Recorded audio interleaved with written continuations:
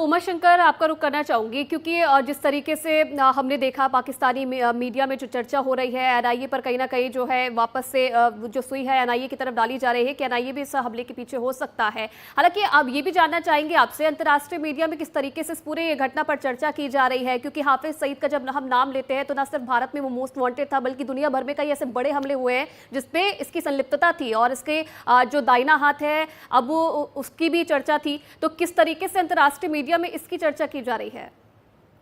ये देखिए, जितना अभी तक मैं देख पा रहा हूँ अंतर्राष्ट्रीय मीडिया में अभी इस तरह की कोई खबर नहीं है। हाँ, पाकिस्तान की मीडिया और भारत की मीडिया में ज़रूर इस बात को लेकर चर्चा चली और शुरुआती एक जानकारी आई थी, जो कि जानकारी अभी तक के मुताबिक गलत है कि हाफिज सईद की मौत हुई है। इसकी अगर कोई पुष्टि होती है तो हम अपने दर्शकों को बताएंगे, लेकिन अबू कताल की मौत की जो बात है वो साफ हो चुकी है। दूसरी अहम बात ये है कि जिस तरीके से लश्कर ए तोयबा जो है वो भारत के खिलाफ आतंकी गतिविधियां चलाता रहा है और 2008 में मुंबई जो हमला हुआ था वो पूरा का पूरा मास्टरमाइंड किया गया था हाफिज सईद की तरफ से। और उसके बाद भारत ने एक के बाद एक कई डॉजियर पाकिस्तान को सौंपे और उसके आधार पे मुकदमा चलाने की बात की, उसके आधार पर उसे सजा देने की बात की। उसकी सजा तो सजाए मौत होती है, लेकिन आतंक के कई मामलों में उसको 31 साल की सजा हुई थी 2022 में। उसके अलावा टेरर फंडिंग के मामले में भी उसको सजा दी गई, तो कुल 78 साल की सजा उसको सुनाई गई है। लेकिन पाकिस्तान में जो सजा सुनाई जाती है उसके पीछे की बड़ी वजह ये होती है कि जो एफएटीएफ जो एक जो कि ग्रे लिस्ट में जिसने डाला हुआ था पाकिस्तान को,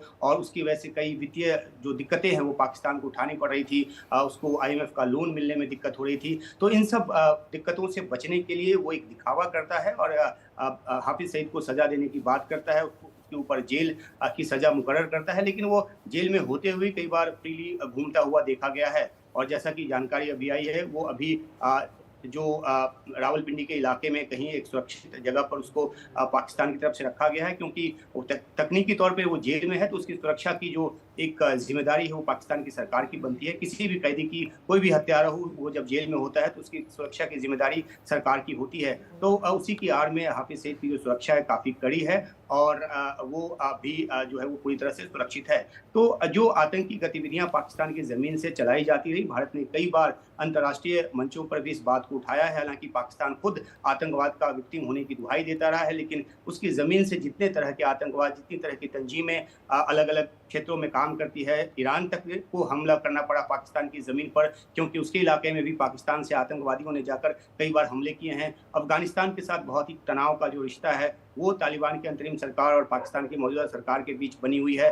उसका जो एक जो बलूचिस्तान में ट्रेन हाईजैक हुआ, उसके हैंडलर्स अफगानिस्तान में बताया गया, ऐसा पाकिस्तानी खुफिया एजेंसियों के हवाले से रिपोर्ट किया गया। हालांकि इस बात की तस्दीक नहीं हुई, लेकिन पाकिस्तान ने भारत के ऊपर भी उंगली उठाई, जिसका जवाब भारत की तरफ से दिया गया। तो पाकिस्तान की ज़मीन से चारों तरफ आतंकवाद की जो गतिविधियां वो चलाई जाती रही हैं। खासतौर पे भारत इसका बहुत ज़्यादा भुक्तभोगी रहा है और ऐसे में अबू कताल की मौत जो है एक बड़ी राहत लेकर आई है। इसके पीछे ज़रूर वहाँ पे पाकिस्तान की मीडिया में ये चर्चा की जा रही है कि क्या इस हत्या के पीछे भी भारतीय एजेंसियों का हाथ है। और पहले भी जब किसी आतंकवादी को इस तरह से मारा गया है तो ये वहाँ पे आशंका जताई गई है, ये सवाल उठाया गया है कि क्या इसके पीछे भारतीय एजेंसियां हैं। लेकिन भारत साफ तौर पे ऐसी किसी वारदात में शामिल होने से इनकार करता रहा है और भारत का कहना है कि किसी दूसरे देश की ज़मीन पर इस तरह की एक्स्ट्रा जुडिशियल जो किलिंग है उसको वो उसमें वो शिरकत नहीं करता, हिस्सा नहीं लेता। तो भारत का अपना एक लाइन है और अगर आधिकारिक तौर पे पाकिस्तान की तरफ से इस बार भी कोई आरोप लगाया गया